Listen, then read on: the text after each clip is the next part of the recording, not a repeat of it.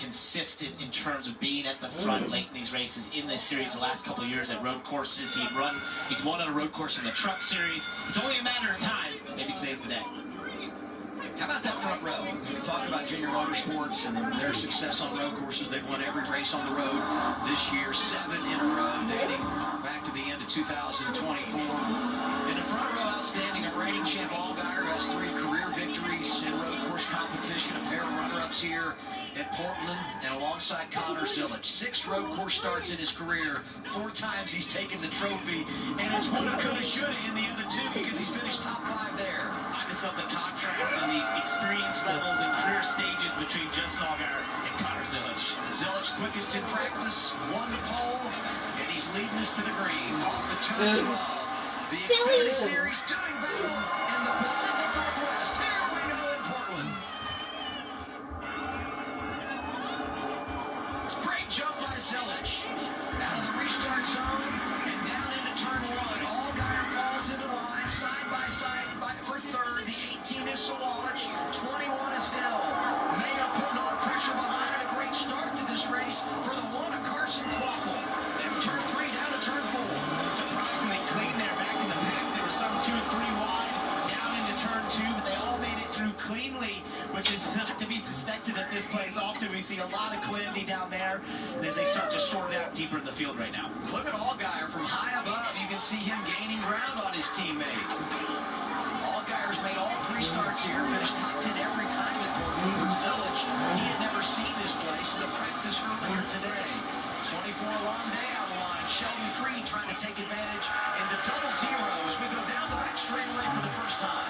He stayed right with him, and this is actually really important for Justin Allgaier. It may sound for a guy at his experience level to maybe be able to learn, but he definitely can learn from that 88 in front of him who's had a couple 10th gap in qualifying. What's he doing differently? You'll see it right now in real time. Following him this closely, you just don't want to be there too long. You overheat the brakes, you overheat so many parts of that race car, falling into that dirty air.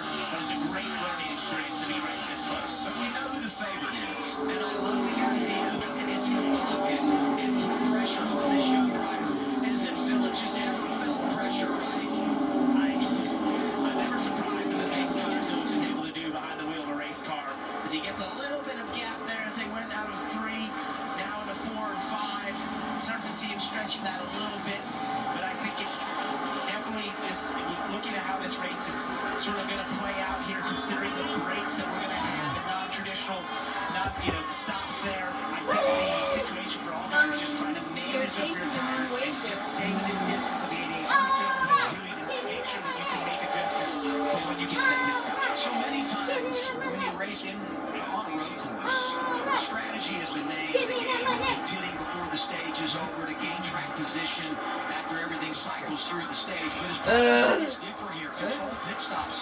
There really is no opportunity to flip the stage. And so with that, it does change your mindset and the way you manage the race in 3 equal stages. 25 laps, 25 laps, and 25 laps is the stage breakdown today. So we're simply safe. On-board camera looking at Connor Zilic. Control pit stops was the term I was looking for. Thank you very much for that. Yeah, I was going to get there eventually. You had an assist last week. Connor Zilic with it. I had an assist for you this week. We're all working together. There's no checkered flag for you, though. And now just a couple laps in, we're starting to see that gap increase. And, when we look at these races by Connor Zilic on the road courses, what's been the most impressive is not just a single lap speed.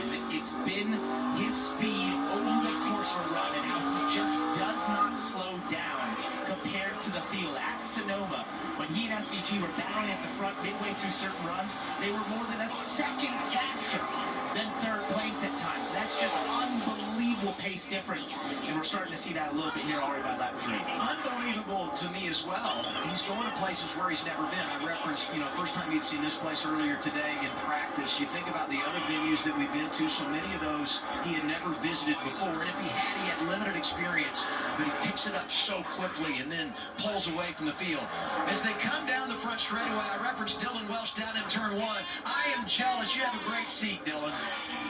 Yeah, let's give the folks at home a sensory experience of what this sounds like and looks like from down here. The field works into one. Here goes Connor Zilic right by us here to reach out and touch these cars. So smooth on entry into turn 1. Everybody has been pretty